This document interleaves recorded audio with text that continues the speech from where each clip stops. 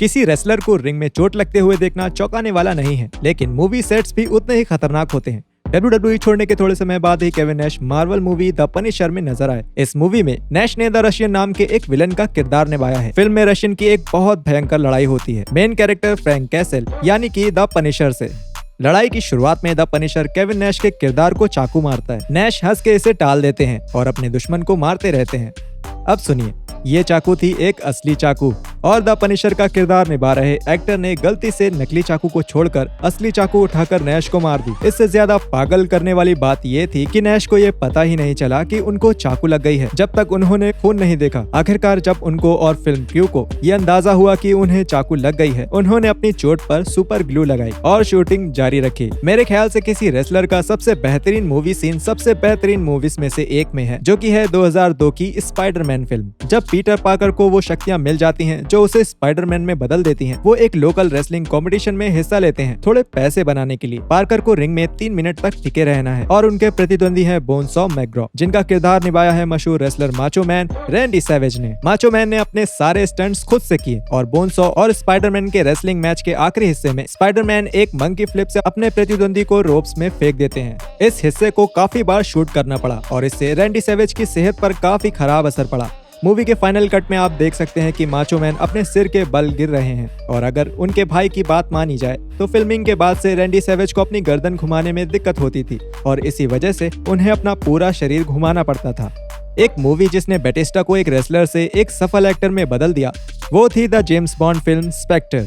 इस मूवी में Bautista mister Hinx नाम के एक आदमी का किरदार निभा रहे हैं, जो कि एक असैसिन था जो टेररिस्ट ऑर्गेनाइजेशन के लिए काम करता था। अब ये तो हो नहीं सकता कि कोई एक हत्यारा हो और उनकी मुलाकात जेम्स बॉन्ड से ना हो। अब एक चलती हुई ट्रेन में दोनों की लड़ाई हो रही है और फिल्मिंग के समय डैनियल क्रेग जो जेम्स बॉन्ड का किरदार निभा रहे थे, उन्होंने गलती से बैटिस्टा को नाक में मुक्का मार दिया और उसे तोड़ भी दिया। बैटिस्टा इस पूरी घटना को लेकर बहुत ही चिल थे। क्रेग ने द एनिमल से माफी मांगी और दोनों ने उस फाइट सीन को फिल्माना जारी रखा। WWE में काफी साल तक कम्पीट करने के बाद लीटा कंपनी की कुछ सबसे मशहूर महिला रेसलर्स में से एक बन चुकी थी। उन्हें एक बहुत बड़ा मौका तब मिला जब वो टीवी शो डार्क एंजल का हिस्सा बनी। इसमें उन्होंने थूला नाम का एक किरदार निभाया, जो कि एक एलिट सोल्जर्स के ग्रुप की लीडर थी, जिनका काम था मेन कैरेक्टर्स को जान से मारना। इससे एक बहुत बड़ा फाइट सीन हुआ जिसका लीटा भी एक हिस्सा थी। लेकिन जब रिहर्सल के दौरान लीटा एक हरिकेन राना परफॉर्म कर रही थी, तब स्टंट पर्सन खुद थोड़ा लड़खड़ा गए और गलती से लीटा को सिर के बल गिरा दिया। लीटा को अपना शरीर हिलाने में तकलीफ होने लगी और उनकी रीढ़ की हड्डी में 3 क्रैक आ गए। उन्हें सर्जरी कराने की जरूरत पड़ गई। इतना कुछ होने के बाद भी उन्होंने फिल्मिंग पूरी खत्म करी।